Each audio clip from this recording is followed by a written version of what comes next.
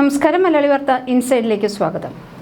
ലോകത്തിലെ എണ്ണവാതക വിതരണത്തിന്റെ 20% കടന്നുപോകുന്ന ഹോർമൂസ് കടലിടുക്ക് ഇറാൻ ഭാഗികമായി അടച്ചതോടെ പതിറ്റാണ്ടുകളിലെ ഏറ്റവും വലിയ ഊർജ്ജ പ്രതിസന്ധിക്കാണ് ലോകം സാക്ഷ്യം വഹിക്കുന്നത്.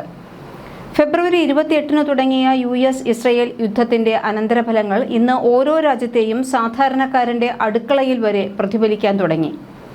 ലോകത്തിലെ എണ്ണവാതക വിതരണത്തിന്റെ 20% കടന്നുപോകുന്ന ഹോർമൂസ് കടലിടുക്ക് ഇറാൻ ഭാഗികമായി അടച്ചതോടെ പതിറ്റാണ്ടുകളിലെ ഏറ്റവും വലിയ ഊർജ്ജ പ്രതിസന്ധിക്കാണ് ലോകം ഇപ്പോൾ സാക്ഷ്യം വഹിക്കുന്നത്.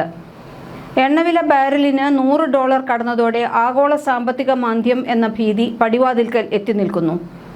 മിഡിൽ ഈസ്റ്റിൽ യുദ്ധസമാനമായ സാഹചര്യം നിലനിൽക്കെ ഇറാന്റെ ഊർജ്ജ അടിസ്ഥാന സൗകര്യങ്ങൾ ലക്ഷ്യമിട്ടുള്ള ആക്രമണങ്ങൾക്കുള്ള സമയപരിധി US പ്രസിഡന്റ് ഡൊണാൾഡ് ട്രംപ് നീട്ടിക്കൊടുത്തിരിക്കുകയാണ്. ഇറാന്റെ അഭ്യർത്ഥന മാനിച്ചാണ് നടപടിയെന്നും ഏപ്രിൽ 6 തിങ്കളാഴ്ച വരെ 10 ദിവസത്തേക്ക് ആക്രമണങ്ങൾ താൽക്കാലികമായി നിർത്തിവെച്ചു എന്നുമാണ് ട്രംപ് അറിയിച്ചത്. ഇറാന്റെ ഉദ്യോഗസ്ഥർ തന്നെ നേരിട്ട് സമീപിച്ചു എന്നാണ് ട്രംപിന്റെ അവകാശവാദം. എത്രയും വേഗം സമാധാന കരാറിലെത്താൻ ഇറാൻ നേതാക്കൾ തന്നോട് കെഞ്ചുകയാണെന്നും താനല്ല കരാറിന് ശ്രമിക്കുന്നതെന്നും ട്രംപ് അവകാശപ്പെടുന്നു.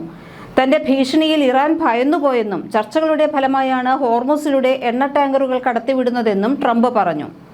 ഹോർമൂസ് കടലിടുക്കിലൂടെ തടസ്സമില്ലാതെ 8 എണ്ണ ടാങ്കറുകൾ സുരക്ഷിതമായി കടന്നുപോകാൻ ഇറാൻ അനുവദിച്ചതിനെ ഒരു സമ്മാനം എന്നാണ് ട്രംപ് വിശേഷിപ്പിച്ചത്. ഈ കപ്പലുകൾ പാകിസ്ഥാൻ പതാകയുള്ളതാകാൻ സാധ്യതയുണ്ടെന്നും ചർച്ചകളിലെ പുരോഗതിയുടെ ഭാഗമാണിതെന്നും അദ്ദേഹം കൂട്ടിച്ചേർത്തു.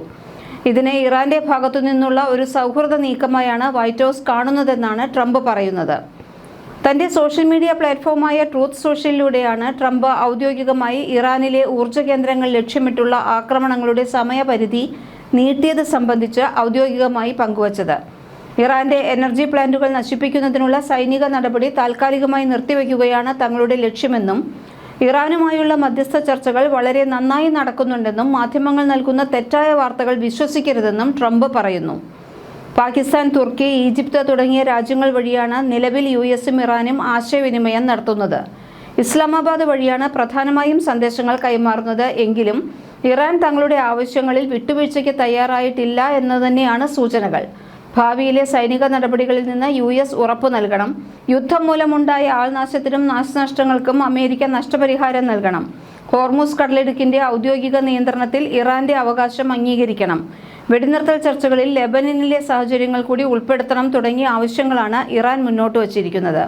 ഇറാന്റെ കടുപ്പമേറിയ ഈ ആവശ്യങ്ങൾ US അംഗീകരിക്കുക അത്ര എളുപ്പമല്ല. ഹോർമൂസ് കടലിടുക്കിലൂടെ കടന്നുപോകുന്ന കപ്പലുകളെ നിയന്ത്രിക്കാനും അവരിൽ നിന്ന് നികുതി ഈടാക്കാനും ഇറാൻ ടോൾ ബൂത്ത് എന്ന അനൌദ്യോഗിക സംവിധാനം ആവിഷ്കരിച്ചിരിക്കുകയാണ്. ഇറാനിലെ ഇസ്ലാമിക് റവല്യൂഷണറി ഗാർഡ് കോർ ആണ് ഈ ചെക്ക് പോസ്റ്റ് നിയന്ത്രിക്കുന്നത്. ഷിപ്പിംഗ് ജേണലായ ലോയിഡ് ലിസ്റ്റ് പുറത്തുവിട്ട വിവരങ്ങൾ പ്രകാരം ഇറാൻ പാർലമെന്റ് ഇതിനായുള്ള നിയമനിർമ്മാണം പൂർത്തിയാക്കുന്നതിന് മുൻപ് തന്നെ പ്രായോഗികമായി ഈ സംവിധാനം നടപ്പിലാക്കി കഴിഞ്ഞു എന്നാണ് പറയുന്നത്. തങ്ങളുടെ സമുദ്ര അതിർത്തിയിലൂടെ കടന്നുപോകുന്ന കപ്പലുകൾക്ക് സുരക്ഷ ഒരുക്കുന്നതിന് പകരമായി സുരക്ഷാ നികുതി വാങ്ങുന്നത് സ്വാഭാവികമായ കാര്യമാണെന്നാണ് ഇറാന്റെ വാദം. ഒരു കപ്പലിന് ഹോർമൂസ് കടലിടുക്ക് കടക്കണമെങ്കിൽ ഇപ്പോൾ തന്നെ ചില കടമ്പകളെല്ലാം കടക്കേണ്ടതുണ്ട്. കപ്പൽ ഉടമകൾ IRGCയുമായി ബന്ധമുള്ള ഇടനിലക്കാർ വഴി കപ്പലിന്റെ പൂർണ്ണ വിവരങ്ങൾ, അതായത് IMO നമ്പർ, ചരക്ക്, ജീവനക്കാരുടെ വിവരം, ലക്ഷ്യസ്ഥാനം എന്നിവയെല്ലാം സമർപ്പിക്കണം. ഇങ്ങനെ സമർപ്പിച്ച വിവരങ്ങൾ IRGC നേവി കമാൻഡ് പരിശോധിച്ച് ഉറപ്പുവരുത്തും. പരിശോധനയിൽ തൃപ്തരായാൽ കപ്പലിന് ഒരു പ്രത്യേക കോഡും സഞ്ചരിക്കേണ്ട പാതയും നൽകും.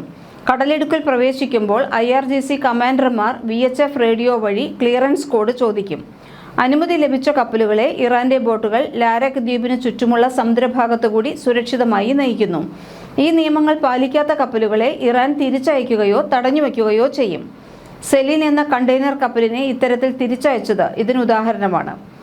യുദ്ധം ആരംഭിക്കുന്നതിന് മുൻപുള്ളതിനേക്കാൾ 40% വർധനവാണ് എണ്ണവിലയിൽ ഉണ്ടായിരിക്കുന്നത്. ലോകത്തിലെ പ്രധാന എണ്ണ ഉൽപ്പാദകരായ ഗൾഫ് രാജ്യങ്ങളിൽ നിന്നുള്ള ഏക കയറ്റുമതി പാതയാണ് ഇത് എന്നതുകൊണ്ട് തന്നെ ഹോർമൂസിലെ ഓരോ ചലനവും വിപണിയെ ബാധിക്കും. നിലവിൽ ഏതാണ്ട് 2000 കപ്പലുകളാണ് ഹോർമൂസിന് ഇരുവശത്തുമായി കുടുങ്ങിക്കിടക്കുന്നത്. ദൂരെ കൂടുതൽ ഭയന്ന് പല കപ്പലുകളും മറ്റു പാതകൾ തെരഞ്ഞെടുക്കാൻ മടിക്കുന്നത് പ്രതിസന്ധി രൂക്ഷമാക്കുന്നു. പല ഏഷ്യൻ രാജ്യങ്ങളും ഇതിനകം തന്നെ ഇന്ധന റേഷനിങ് ഏർപ്പെടുത്തുകയും വ്യാവസായിക ഉൽപ്പാദനം വെട്ടിക്കുറയ്ക്കുകയും ചെയ്തിട്ടുണ്ട്. ഇറാൻ എല്ലാ രാജ്യങ്ങളെയും ഒരുപോലെയല്ല പരിഗണിക്കുന്നത്. അമേരിക്കയെയും സഖ്യകക്ഷികളെയും ഹോർമൂസ് പാതയിൽ നിന്ന് ഇറാൻ വിലക്കിയിട്ടുണ്ട്. എന്നാൽ തങ്ങളോട് സൗഹൃദപരമായ സമീപനം സ്വീകരിക്കുന്ന രാജ്യങ്ങൾക്ക് ഇറാൻ ഇളവുകൾ നൽകുന്നുമുണ്ട്. ചൈനീസ് കപ്പലുകൾ ചൈനീസ് കറൻസിയായ യുവാൻ ഉപയോഗിച്ച് ടോൾ നൽകി പാത ഉപയോഗിക്കുന്നതായി റിപ്പോർട്ടുകളുണ്ട്. ഇന്ത്യൻ കപ്പലുകൾ പാത ഉപയോഗിക്കുന്നുണ്ട് എങ്കിലും ഇറാൻ ആവശ്യപ്പെട്ട രീതിയിലുള്ള പണമടയ്ക്കലുകൾ നടത്തിയിട്ടില്ല എന്നാണ് ഇന്ത്യൻ മന്ത്രാലയത്തിന്റെ ഔദ്യോഗിക വിശദീകരണം. രാജ്യാന്തര നിയമപ്രകാരം പാത ഉപയോഗിക്കാൻ തങ്ങൾക്ക് അവകാശമുണ്ടെന്ന നിലപാടിലാണ് ഇന്ത്യ. മലേഷ്യ, ദക്ഷിണ കൊറിയ, ഈജിപ്ത് തുടങ്ങി രാജ്യങ്ങളിലെ ചില കപ്പലുകൾക്കും ഇറാൻ അനുമതി നൽകിയിട്ടുണ്ട്. ഹോർമുസിലെ ഇറാന്റെ നടപടികൾ നിയമപരമാണോ എന്ന ചോദ്യം ആഗോളതലത്തിൽ ഉയരുന്നുണ്ട്. രാജ്യാന്തര നിയമപ്രകാരം സമുദ്രപാതകളിലൂടെയുള്ള കപ്പലുകളുടെ സഞ്ചാരം തടയാൻ ഒരു രാജ്യത്തിനും അവകാശമില്ല. എന്നാൽ ഇറാൻ UNCLOS ഐക്യരാഷ്ട്രസഭയുടെ സമുദ്ര നിയമം ഇതിന്റെ കരാറിൽ ഒപ്പിട്ടിട്ടുണ്ടെങ്കിലും അത് ഇതുവരെ പാർലമെന്റ് അംഗീകരിച്ച് നിയമമാക്കിയിട്ടില്ല.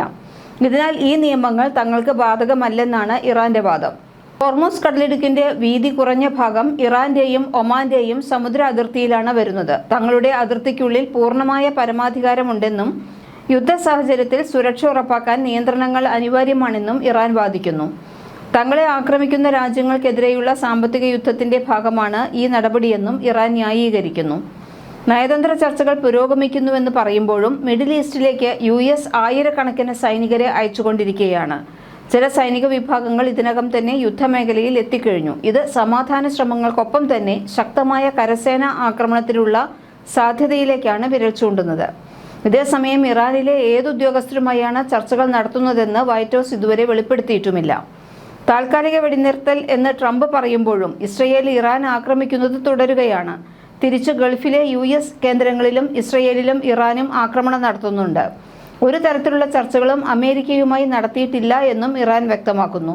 ഇറാനിയൻ ഊർജ്ജ പ്ലാന്റുകൾ ആക്രമിക്കുന്നത് 5 ദിവസം മുതൽ 2 ആഴ്ച വരെ താൽക്കാലികമായി നിർത്തിവെക്കുമെന്ന് ട്രംപ് നേരത്തെ ട്രൂത്ത് സോഷ്യലിൽ പ്രഖ്യാപിച്ചിരുന്നു. താൽക്കാലിക വെടിനിർത്തൽ നാളെ അവസാനിക്കാനിരുന്നതാണ്. എന്നാൽ അടുത്ത മാസം 6 വരെ വെടിനിർത്തൽ തുടരുമെന്നാണ് പുതിയ പ്രസ്താവനയിൽ നിന്ന് പറയുന്നത്. സമ്പുഷ്ടീകരിച്ച യുറേനിയം സ്റ്റോക്കുകൾ ഇറാൻ നശിപ്പിക്കുകയോ കൈമാറുകയോ ചെയ്യണമെന്നതാണ് ട്രംപ് മുന്നോട്ട് വച്ച 15 സമാധാന പദ്ധതിയിലെ ഒന്നാമത്തെ ആവശ്യം. യുറേനിയം സമ്പുഷ്ടീകരണ പദ്ധതി എന്നേക്കുമായി അവസാനിപ്പിക്കണമെന്നും ബാലിസ്റ്റിക് മിസൈൽ നിർമ്മാണ പദ്ധതികൾ ഇറാൻ നിർത്തണമെന്നും ഹിസ്ബുള്ളയെയും മറ്റ് സായുധ സംഘങ്ങളെയും പിന്തുണയ്ക്കുന്നത് അവസാനിപ്പിക്കണമെന്നും ട്രംപ് ആവശ്യപ്പെടുന്നു. എന്നാൽ ഈ നിർദ്ദേശങ്ങൾ തള്ളിയ ഇറാൻ കടുപ്പമേറിയ 5 നിർദ്ദേശങ്ങൾ യുദ്ധം അവസാനിപ്പിക്കുന്നതിനായി മുന്നോട്ട് വയ്ക്കുകയും ചെയ്തു. ഇതിനിടെ ഇറാനിൽ ട്രംപ് നടത്തിയ യുദ്ധത്തെ 64% അമേരിക്കക്കാരും എതിർക്കുന്നു എന്നാണ് ഫോക്സ് ന്യൂസിന്റെ സർവേയിൽ പുറത്തുവന്നിട്ടുള്ളത്. ട്രംപിന്റെ അനുയായികൾക്കിടയിലും യുദ്ധത്തോട് കടുത്ത എതിർപ്പാണുള്ളത്. ഊർജ്ജ കേന്ദ്രങ്ങൾ ആക്രമിക്കില്ല എന്ന് ട്രംപ് പ്രഖ്യാപിച്ചതിന് പിന്നാലെ രാജ്യാന്തര വിപണിയിൽ ക്രൂഡ് ഓയിൽ വില കുറഞ്ഞിട്ടുണ്ട്. ബ്രന്റ് ക്രൂഡ് ബാരലിന് $106.56 ഇന്നത്തെ വില. US west Texas intermediate 83 saint കുറഞ്ഞ് ബാരലിന് $93.65 ആക്രമണങ്ങൾക്കുള്ള സമയപരിധി നീട്ടിയത് മേഖലയിൽ താൽക്കാലിക ആശ്വാസം നൽകുന്നുണ്ടെങ്കിലും ഏപ്രിൽ 6 ശേഷം US എന്ത് നിലപാട് സ്വീകരിക്കുമെന്നും വരാനിരിക്കുന്നത് വലിയ യുദ്ധത്തിന്റെ നാളുകളാണോ അതോ ശാശ്വതമായ വെടിനിർത്തലിലേക്കാണോ നയിക്കുക എന്നും ലോകം ഉറ്റുനോക്കുകയാണ്. മലയാളി വാർത്ത.